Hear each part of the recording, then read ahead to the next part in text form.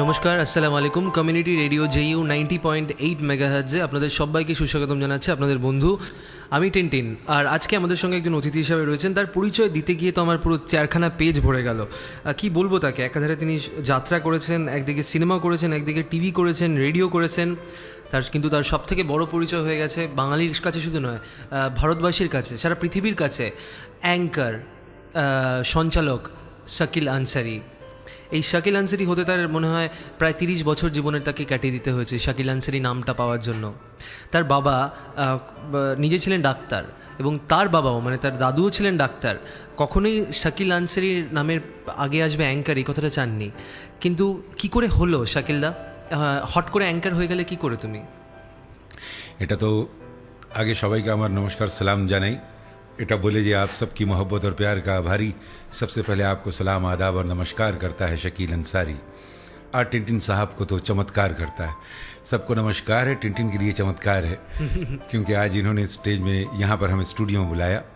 আমার এটা শুরু হলো 5 ইয়ার্স যখন আমি ওল্ড তখন থেকেই। কারণ বাবা শুধু ডাক্তার ছিলেন না, উনি ছিলেন একজন কবি অ্যান্ড ড্রামা ডিরেক্টর।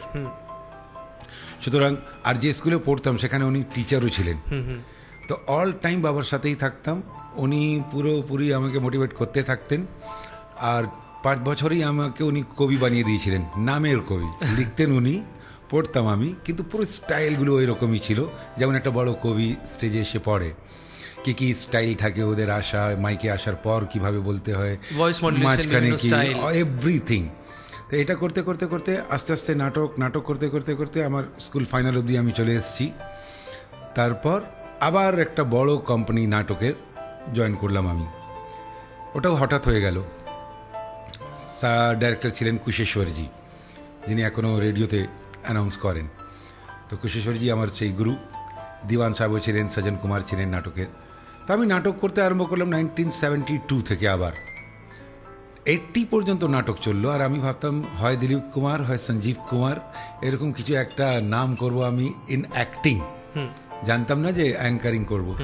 কিন্তু রত্না দেবাশিস এরা যখন রফি সাহেবের মারা যাওয়ার পর সঙ্গে সঙ্গে হিট করেছে, দেবাশিস দাশগুপ্তা আমাদের মেটিয়াবুরুজে, ওদের ফাংশন হওয়ার কথা ছিল, ওরা আসতে দেরি করলো। লোকেরা সবাই জানতো যে ইনি তো নাটক ফাটক করেন, কমেডি ফমেডি সব কিছু করেন, এনাকে একটু বলো না ম্যানেজ করতে। আমি গিয়েছিলাম দেখতে, আমাকে বললো দাদা একটু ম্যানেজ করুন। ম্যানেজ করতে উঠেই আমি নিজেই ম্যানেজ হয়ে গেলাম। সত্যি এই ম্যানেজটা যদি নাও হতে তাহলে মানে এত বছর ধরে এত মানুষকে ম্যানেজ করতে পারতে না। না, ওটাই একটা সূত্রধার হয়ে গেল। আমার মনে হয় এই ম্যানেজমেন্টটা নিয়েই মনে একটা কোর্স হতে পারে, অ্যাঙ্কারিং ম্যানেজমেন্ট কোর্স। এবার প্রথম আমার যেটা জানতে ইচ্ছা করছে শাকিলদা, তুমি পৃথিবীর বিভিন্ন দেশ ঘুরেছো, তো তোমার ব্যাগের মধ্যে অ্যাঙ্কারিংটাকে পুঁজি করে, যেটা কিন্তু অনেকেই করতে পারে না। এটা একটা সত্যি গর্বের বিষয়। তো তুমি একটু গল্প চা খেতে খেতে বলছিলে তুমি ওয়েস্ট ইন্ডিজে গেছো, তুমি বিভিন্ন সম্প্রদায়ের লোক, বিভিন্ন স্টেটাসের লোক সারা পৃথিবীর কাছে ঘুরেছো। তো এত ভার্সিটালিটি যে তোমার মধ্যে রয়েছে, তুমি কিভাবে মানে যারা হয়তো উদীয়মান শিল্পী, ইভেন কি আমরাও যারা রেডিওতে কাজ করছি, তুমি কি মনে করো হোয়াট ইজ দ্য কি of success of Shakil Ansari? বাহ, क्या सवाल। কি অফ সাকসেস তো ফার্স্ট অফ অল হয়ে গেল যে এটা মালিকই চাইতেন, নাহলে আমি তো চাইছিলাম অ্যাক্টর হওয়ার জন্য। এবার হলো মা বাবার আশীর্বাদ অ্যান্ড সাপোর্ট। অনেক জায়গায় হয় সেটা আমার মা বাবারও আছে, কিন্তু আমি হতে পারছি না। যে মা বাবা সাপোর্ট করেন না, এই এটা করবি না, ওটা করবি না, এটা বাজে জিনিস অমুক। কিন্তু আমার মা বাবা আরও আমাকে সাপোর্ট করে উনি বলে দিতেন যে এটা এভাবে করো, আরও ভালো লাগবে। তো এই যে সাপোর্টটা পেলাম আমি ওনাদের কাছ থেকে, তো সাহসটা বাড়লো কিছু করার। তো লুকিয়ে লুকিয়ে কিছু করা আর মন খুলে কিছু করা অনেক তফাৎ হয়ে যায়। বাস এই জিনিসটাই আমাকে আরও এগিয়ে নিয়ে গেল। প্লাস গড গিফটেড, কারণ উনি নিজেই চাইতেন আমি অ্যাঙ্কার হই। তো গড গিফটেড জিনিসটা আমার মধ্যে ছিল, যেটা হচ্ছে স্পন্টেনিয়াস ব্যাপারটা। কেউ বলে আজকের দিনে দাঁড়িয়ে অ্যাঙ্কারিং এর ডেফিনেশন চেঞ্জ হয়ে গিয়েছে হোস্টিং এর। তো কেউ বলে মিমিক্রি, কেউ বলে কমেডি, কেউ বলে আইটেম, কেউ বলে অন্য কিছু। তো শাকিল আনসারি কি বলে? এখন অ্যাঙ্কার পারফর্মার হয়ে গেছে। আগে কি ছিল, অ্যাঙ্কারিং যারা করবে তারা শুধু অ্যাঙ্কারিং করতো, আপনার সামনে ইনি আসছেন, ইনি এই গাইবেন, উনি ওই গাইবেন, ইনি এই বাজাবেন, ইনি ওই বাজাবেন, বাস হয়ে গেল।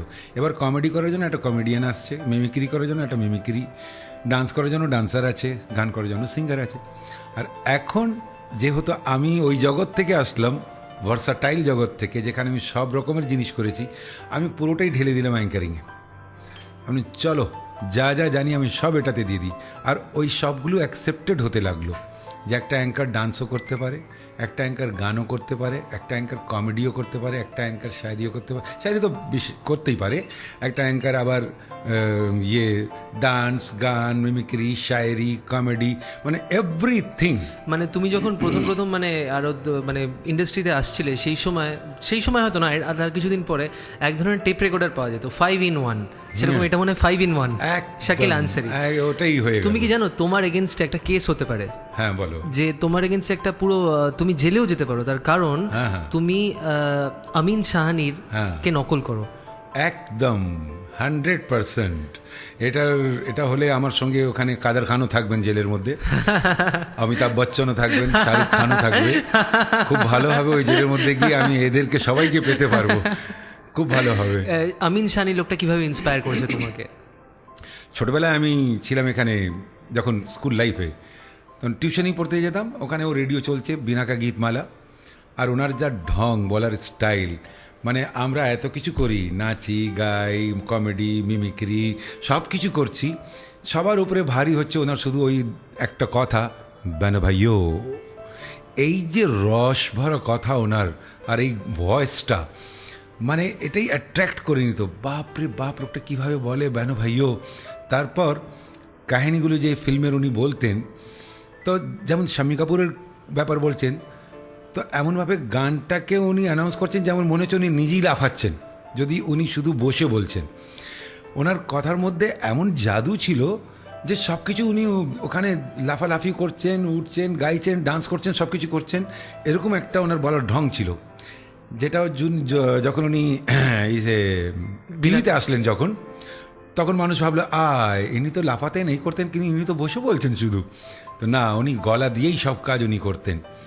আজও he is only one king, আমরা নাথিং ওনার সামনে। ওনাকে বাদ দিয়ে তারপর আমাদের কোনো পজিশন হতে পারে। তুমি কি জানো শাকিল দা নিউটনও এই কথা বলতেন, সেই জন্য নিউটন ছিলেন না শাকিল আনসারি।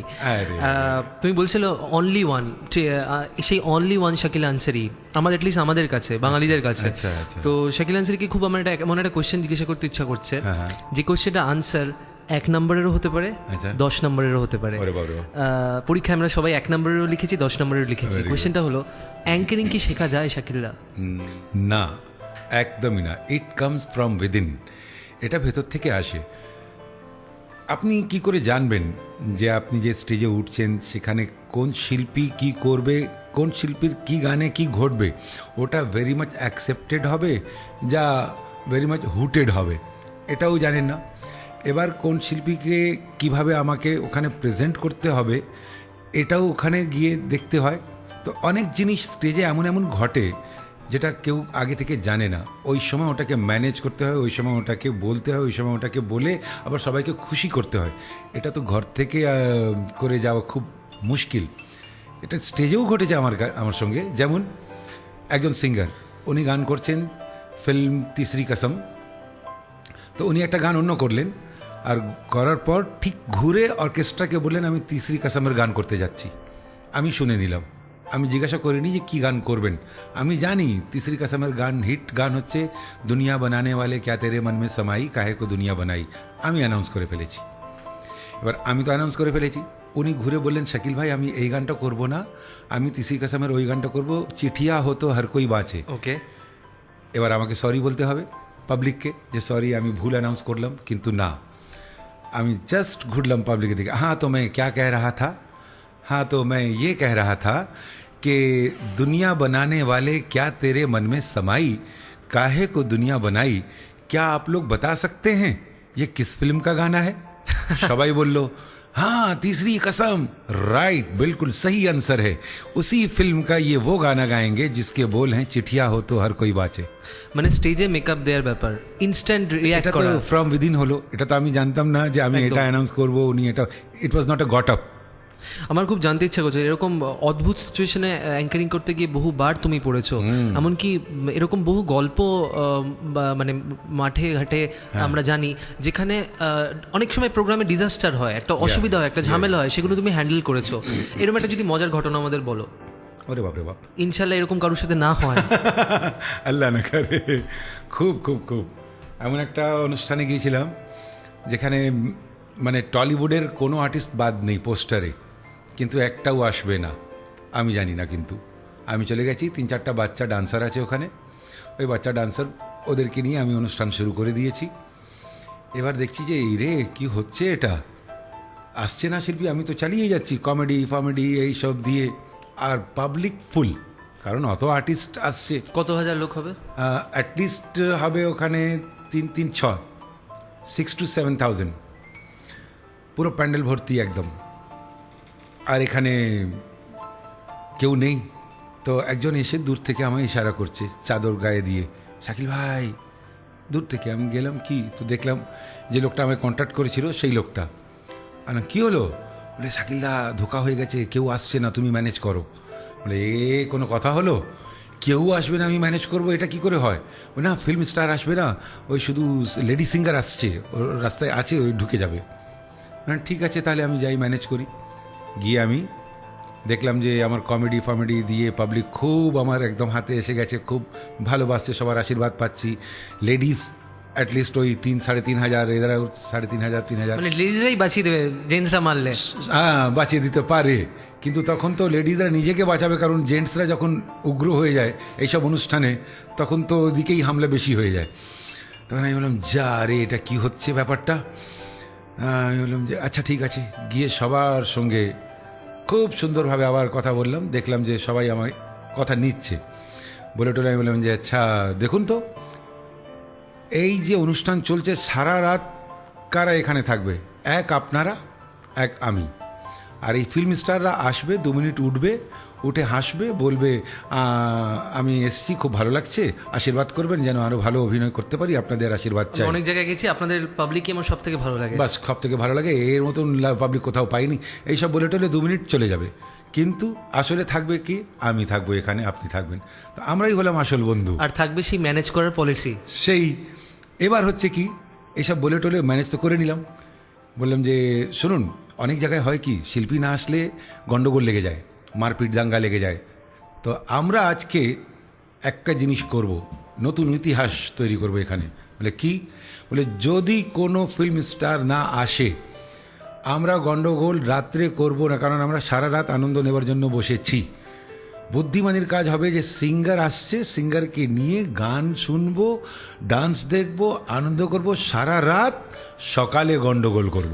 অসাধারণ। আমার মনে হয় শাকিলদা, তোমার এই প্রথম 15 মিনিটের আলোচনা আমরা এটাই বুঝতে পারলাম যে অ্যাঙ্কার হওয়া যায় না, ভালো মানুষ হতে হয় আগে, বুদ্ধিমান মানুষ হতে হয়, সবার জন্য ভাবতে হয়, তাহলেই মনে হয় অটোমেটিকলি আমরা সবাই মনে হয় অ্যাঙ্কার হতে পারি জীবনে, কারণ লাইফ ইজ এ স্টেজ। আমাদের সঙ্গে রয়েছে সেই স্টেজেই বাঙালির সব থেকে প্রিয় স্টেজের অ্যাঙ্কার রয়েছেন শাকিল আনসারি, আর আমি রয়েছি সেই স্টেজের লাইটম্যান কাম সাউন্ডম্যান। আমি হলাম টিনটিন। আমি এক্ষুনি ফিরে আসছি, আপনারা জানান কেমন লাগছে এই প্রোগ্রাম। 24146060 আমাদের নাম্বার। আমি আবার বলছি 24146060।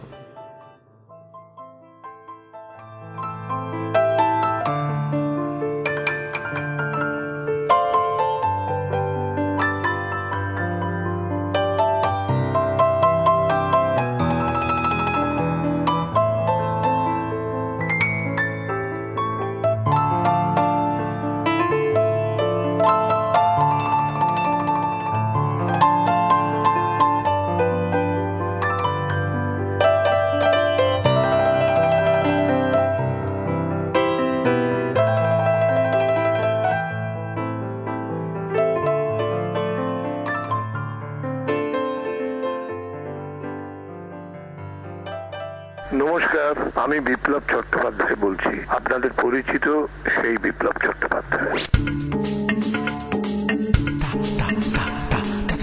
এই মুহূর্তে মুহূর্তে আমার মনে হয় প্রত্যেক মানুষেরই একটা সামাজিক দায়বদ্ধতা থাকা উচিত, প্রতিষ্ঠানেরও উচিত হচ্ছে সামাজিক দায়বদ্ধতা রাখা। সেইখান থেকেই আমরা এই প্রতিষ্ঠানটি তৈরি করেছি, কমিউনিটি রেডিও JU 90.8। আপনারা শুনুন, প্রত্যেক দিন শুনবেন, প্রতিনিয়ত শুনবেন, এবং এখান থেকে আপনারা সমাজের প্রত্যেকটা স্তরের, বিভিন্ন স্তরের মানুষের যে কোনো কারিগরি কুশলতা বলুন বা যাই বলুন, শিল্পী, সাহিত্যিক, বুদ্ধিজীবী যাই বলুন, তাদের বক্তব্য শুনবেন আপনারা। এই কমিউনিটি রেডিও JU 90.8 একটি সম্পূর্ণ অবাণিজ্যিক প্রতিষ্ঠান। সামাজিক দায়বদ্ধতা থেকে এই প্রতিষ্ঠানটি তৈরি হয়েছে। আপনারা শুনুন, প্রতিনিয়ত শুনবেন, কমিউনিটি রেডিও JU 90.8।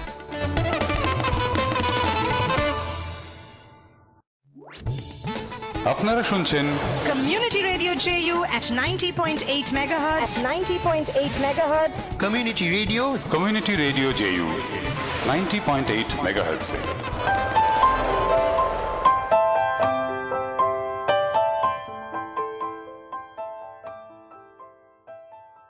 নমস্কার, আরেকবার ফিরে এলাম আমরা। আমার নাম টিনটিন, আর আজকে আমাদের স্টুডিওতে এই মুখোমুখি অনুষ্ঠানে আমাদের সঙ্গে রয়েছেন আমাদের সবার প্রিয় অ্যাঙ্কার শাকিল আনসারি। শাকিল দা, একটা খুব বোকা বোকা কোশ্চেন জিজ্ঞাসা করছি। হ্যাঁ, হোক না। তোমায় দেখে মনে হয় 25 ইয়ার্স ওল্ড। ওকে, তো what is your age? Just opposite. এই প্রথম কোশ্চেনেই জিজ্ঞাসা করি যে আমার দেখা কলকাতায় যত অ্যাঙ্কার রয়েছে, রেডিও, টিভি, স্টেজ সব মিলিয়ে বললাম, তারা যত মেয়েকে প্রেমে ফেলেছে, তুমি একা তার ডবল মেয়েকে প্রেমে ফেলে দিয়েছো তোমার এই হাসি দিয়ে, তোমার এই রোম্যান্টিসিজম দিয়ে স্টেজে। কেন, কিভাবে? এটা তো আমি ফেলিনি, ওরা পড়েছে। That I don't know how, but really I love it too much. আর এর জন্য প্রেমের একটা গল্প মনে পড়ে গেল, সুন্দর, শোনাই আপনাদেরকে। যে একজন বন্ধু এসে বলছে যে গুরু, এটা কি সত্যি সত্যি হয় নাকি? এই যে ফিল্মে দেখায় একটা মেয়ে যাচ্ছে, তার পেছনে একটা ছেলে গেল, একটা গান করলো, মামলা ফিট। না দেখ, আমার তো অভিজ্ঞতা নেই, তুই যা কারোর পেছনে গিয়ে গান কর, যদি মামলা ফিট তো ফিট, নাহলে বেটা পিটতেই হবে। মানে ঠিক আছে, এবার গেছে ও, এই গিয়ে কার পেছনে গান করি, একজনকে দেখলো, হ্যাঁ ঠিক, এনার পেছনে গান করতে পারি, পছন্দ হলো, গিয়ে গান করলো। তো গান করছে যে थोड़ा रुक जाएगी तो तेरा क्या जाएगा, नैन भर के देख लेंगे चैन आ जाएगा, ओ কামনি। ঘুরলো কামনি, যখন ঘুরলো তো দেখছে মাথায় রেড সিগন্যাল লাগানো আছে, বলে এই রে, রং নম্বর লেগে গেল। পালাবার চেষ্টা করলো, তখন ভদ্রমহিলা ধরলেন, কি বলছিলে একবার বলো না আরও, ও কামনি। তখন ওটাকে মেকআপ দেওয়ার জন্য বলছে যে না আসলে না, মানে পিছন থেকে দেখে আমি ভুল করেছি, আসলে ব্যাপারটা হচ্ছে तुमने किसी की जान को जाते हुए देखा है, बोले नहीं देखा तो नहीं है, वो देखो, অন্যকে দেখিয়ে দিল, वो देखो मुझसे रूठ कर मेरी जान जा रही है, एक थप्पड़ मार लो, चुप, she is my mother going. Shakil, এই তোমার এই ধরনের বহু, মানে তুমি আইটেম গ্যাগ কিংবা এই ধরনের বহু থিম ওয়াইজ জিনিস তুমি স্টেজে পারফর্ম করো, যখন যেখানে যাও সেখানকার মতো করে নিজেকে প্ল্যান করে নাও। আমার খুব জানতে ইচ্ছে হচ্ছে, এরকম কখনো হয়েছে মানে তোমার করা এই ধরনের গ্যাগগুলো, থিমগুলো আরো বহু মানুষ করে, অনেকে হয়তো যারা জানে না তারা হয়তো ভাববে শাকিল আনসারি নকল করছে, তো এরকম কখনো হয়েছে তোমার সামনে কেউ এসে তোমারই গ্যাগ পারফর্ম করছে? রাইট, হয়েছে, এটা হয়েছে। তখন আমার মনে পড়ে গেল চার্লি চ্যাপলিনের কথা, যে ওনার নকল হচ্ছিল আর উনি হেরে গেছেন। তবে আমি হারিনি, এটাই হলো যে ও সঙ্গে সঙ্গে অ্যাকসেপ্ট করে নিল যে এটা ইনারই ব্যাপার ছিল, এনার সামনে আমি দিচ্ছি, আমি আশীর্বাদ করলাম, না করতে থাকো, এইভাবেই হয়। শাকিল আনসারি, আপনাকে আমি জিজ্ঞাসা করছি, আমার এক দাদা আছেন, ইনকাম ট্যাক্সে চাকরি করেন। আচ্ছা, আপনি কত স্টেজ শো করেছেন আজ পর্যন্ত? এই শাবাশ। আমি জানতে চাইছি সারা জীবনে আপনি এত স্টেজ শো করে কি পেয়েছেন আর কি পাননি? আমি কি পেয়েছি আর কি পাইনি, আমি পেয়েছি সবার আশীর্বাদ, সবার ভালোবাসা, এই সব কিছু আমি পুরোপুরি পেয়েছি। আর যেটা পাইনি সেটা হচ্ছে মা বাবা সেবা করার পুরো সুযোগ ওটা পুরো পাইনি, ওনারা চলে গেছেন। আমি শাকিল তোমাকে একটা কথা বলতে পারি, আমি সুযোগটা চাই না, সুতরাং তুমি আমার মা বাবাকে সেবা করতে পারো, তারা খুশি হবে। Sure sure sure. শাকিল দা, খুব জানতে ইচ্ছা করছে যে এত মানে বড় মাপের বলিউড টলিউড এত বড় মাপের শিল্পীদের সঙ্গে ড্রেসিং রুম শেয়ার করো, তুমি গ্রিন রুম শেয়ার করো, সেখানে পরিস্থিতি কেমন থাকে? কোনো মজার একটা ঘটনা যদি বলো আমাদের, কিংবা এত লোকের সঙ্গে তোমার পরিচয় হয়েছে। হ্যাঁ হ্যাঁ, অনেক অনেক অনেক টাইপের এরকম হয়েছে, খুব দারুণ দারুণ গল্প। যেমন একবার আমজাদ খান, ওনাকে স্টেজে ধরে নিলাম আমি, এই ইন্ডোর স্টেডিয়ামে এসেছিলেন, তো উনি এসে পুরোপুরি ইংরেজিতে বক্তৃতা দিয়ে গেলেন আর দিয়ে চলে গেলেন, চলে যাচ্ছেন, তখন আমি হাতটা ধরলাম, ধরে বললাম যে सर जी एक बात बताइए, अमजद खान नाम सुनने से दिमाग में आ गया गब्बर सिंह। अब सारे लोग अमजद खान यानी गब्बर सिंह, अमजद खान यानी गब्बर सिंह। अब गब्बर सिंह ही ऊपर आ गया, अमजद खान जरा नीचे आ गया है, लेकिन यहाँ तो अमजद खान ऊपर आ गया, गब्बर सिंह नीचे चला गया है। तो ऐसी हालत में लोग बड़े मायूस हो गए और हैरत में है कि गब्बर सिंह और अंग्रेजी वो तो कुछ भी नहीं जानता है। खैर आपने ये साबित कर दिया कि गब्बर सिंह अंग्रेजी नहीं जानता है, लेकिन अमजद खान जानता है। पब्लिक ये जानना चाहती है कि वो जो अंग्रेजी जानता है वो नहीं जानने वाली एक्टिंग कैसे करता, इसने करके दिखाया था, उसकी एक छोटी सी झलक अगर हो जाती, ताकि लोगों को तसल्ली होती कि हमने जिस अमजद खान को देखा है यही वो गब्बर सिंह है। तो उन्हीं बोलें ओके তুমি দাঁড়াও এখানে, আমি তোমার উপরেই ডায়লগটা বলবো, বলে উনি পুরো শোলে বইয়ের ওই আওয়াজটা নিলেন, আচ্ছা। তারপর আমার কাঁধে হাত রেখে বললেন, बहुत जालिम इंसान है रे, आदमी को फंसा देता है। এই স্মৃতিগুলো খুব মনে পড়ে। আজকে আমজাদ খান নেই, নিশ্চয়ই সেই স্মৃতিগুলো তোমাকে ইন্সপায়ার করে জীবনে। আচ্ছা, খুব ভালো লাগলো আমার কাদের খানের ব্যাপারটা। কাদের খানের সঙ্গে মালদায় প্রোগ্রাম করলাম, মিথুন চক্রবর্তী, সঙ্গীতা বিজলানি, আমরা সবাই ছিলাম। এবার আমি অ্যানাউন্স করে যাচ্ছি 2.5 ঘন্টা উনি বসে প্রোগ্রামটা শুনলেন। তারপর যখন আমি কাদের খান সাহেবকে ডাকবো, তখন দেখছি মিঠুন দা এসে ডেকে দিল। আমি যা, সবাইকে তো আমি ডাকবো, এ কি, ওনাকে ইনি কেন ডাকলেন? গ্রিন রুমে একটা ছেলে বসছিল, সে এসে আমায় বলল যে কাদের খানই মিঠুনকে বলল যে তুমি গিয়ে ডাকো আমায়, নাহলে বোঝা যাবে না কে কাকে ডাকছে। ওটা আমারই স্টাইলে পুরো বলে যাচ্ছে, ওর গলার আওয়াজটা আমারই মতো। মানে বাহ। তারপর যখন 6 মাসের পর এখানে দেখা হলো ইন্ডোর স্টেডিয়ামে, আর আমি ওনাকে বললাম আসসালামু আলাইকুম, তো উনি ওয়ালাইকুম আসসালাম বলেননি, আমি যেই বললাম আসসালামু আলাইকুম, তো উনি বলেন तुम यहाँ भी हो। আচ্ছা শাকিলা, তুমি কমেডি করো, আইটেম নিজে বানাও, বিভিন্ন বিষয় নিয়ে লেখো, স্ক্রিপ্ট লেখো, তারপরে তুমি মিমিক্রি করো। কখন এরকম হয়েছিল মিমিক্রি করে কোনো লোক খুব রেগে গেছিল তোমার উপর, এরকমই ঘটনা? না না না না না, ও রেগে যায়নি, উল্টো আমার খুব প্রশংসা করেছিল জগদীপ। তার কারণ আমি বলছি, কারণ তুমি যে আইটেমগুলো করো সেখানে কাউকে না কাউকে কিন্তু পিন পয়েন্টে রাখাই হয়, কাউকে নিয়ে মজা করা হয়, সেক্ষেত্রে কোনো সময় মানে ভুল দিকে টিউন হয়ে যায়নি ব্যাপারটা? হ্যাঁ, না না না না, এটা হয়নি, উল্টো আমি খুব প্রশংসা পেয়েছিলাম। জগদীপজি খুব প্রশংসা করেছিলেন, ওনারই আইটেমটা আমি করছিলাম ওই শোলে বইয়ের, আরে ভাই ये क्या हो रहा है, अरे भूत है मारेगा पसली तोड़ेगा आ ई ऊ आ। উনি দেখে এসে হাসলেন, বলে বাহ বাহ বেটে, জবাব নেই, বহুত अच्छे বহুত अच्छे, খুব প্রশংসা করলেন। আর প্রচুর আর্টিস্টদের এই অ্যাওয়ার্ড সেরেমনি যেটা হয়, কলাকার অ্যাওয়ার্ড সেরেমনি সায়েন্স সিটিতে প্রত্যেক বছর, সেখানে তো একদম প্রচুর আর্টিস্টরা আসে, গজল আর্টিস্ট গুলাম আলী পর্যন্ত উনি এসছেন, রুনালালাজি এসছেন। তো সবার সাথে প্রোগ্রাম করে একদম পুরোপুরি আমি ফুলফিল, যা কিছু পাচ্ছি বোনাস পাচ্ছি, এটাই আমার হচ্ছে মেন। আর শায়রির ব্যাপারে বলবো যে এটাতে তো শায়রিও করতে হয়, অনেক সময় অন স্পট বানিয়ে নিতে হয়, অনেক সময় আগে থেকে বানিয়ে নিয়ে যেতে হয়। তো এটা হয়েছিল গুলাম আলীর সাথে। গুলাম আলীজি যখন হারমোনিয়ামের সঙ্গে সুর মেলাচ্ছেন একদম তাল, কলা মন্দিরের প্রোগ্রাম ছিল, আমি গিয়ে অ্যানাউন্স করছি কি, আমি গিয়ে, আর সবাই বলেছিল গুলাম আলী খুব অন্য ধরনের আর্টিস্ট ভাই, একটু এক্সটেম্পোর ব্যাপারটা করবে না, রেগে টেগে উনি চলে যাবেন উঠে, গান করবেন না।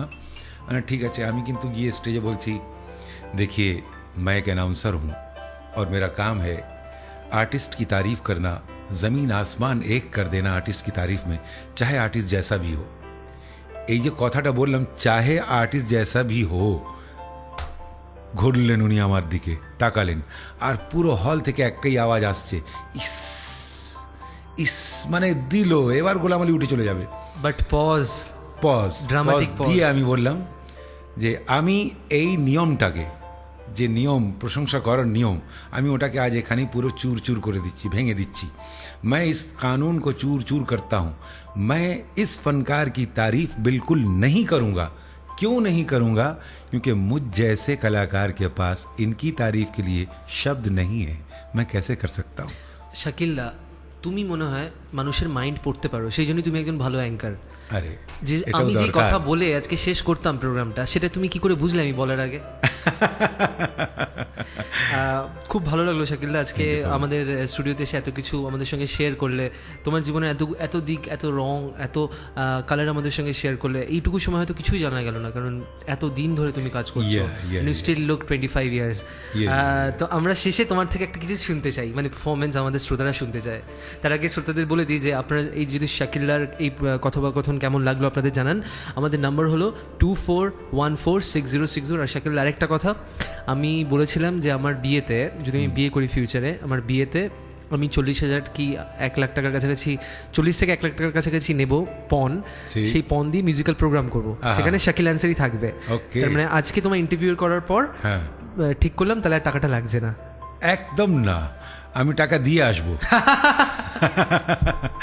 আর তার আগে যেহেতু বিয়ে করবে, আগে থেকেই আমি সাবধান করে দিচ্ছি, মানে যাকে বলা যায় যে शादीशुदा लोगों की तरफ से कमारे लोग के लिए मशवरा, একটা পরামর্শ, যেটা হচ্ছে शादी अगर की तो निभाना ही पड़ेगा, और बीवी अगर रूठे तो मनाना ही पड़ेगा, और आंचल की हवा प्यार से जो उसने दी तुम्हें, कपड़े तो धोने होंगे टिनटिन, पकाना भी पड़ेगा, और गुस्से में उठा ले वो अगर हाथ में डंडा, इज्जत अगर प्यारी है तो खाना भी पड़ेगा, और आखिर में कहा वो चीखे भी चिल्लाए भी पर कुछ न कहो तुम, क्योंकि बाजा जो खरीदा तो बजाना ही पड़ेगा। অসাধারণ বললে শাকিলদা। তোমার থেকে শেষে আমি স্টেজে তো বহুবার তোমায় শুনেছি, দেখেছি, আমাদের শ্রোতারা কিছু চায় তোমার থেকে। বাস যেতে যেতে আমি সবাইকে যারা শুনছেন সবার কাছে আমার অনুরোধ, আশীর্বাদ করবেন যাতে আবার আমাদের মিট হতে পারে, আবার আপনাদের সঙ্গে কথা বলতে পারি। আর 150তম রবীন্দ্রনাথ ঠাকুরের যে জন্মবার্ষিকী চলছে, এটার অভিনন্দন সবাইকে জানাই। আর যেতে যেতে এটাই বলে যাই, বড় আশা করে এসেছি গো কাছে ডেকে লও, ফিরায়ও না জননী, বড় আশা করে এসেছি গো কাছে ডেকে লও। নমস্কার, সালাম, আদাব, খুদা হাফেজ।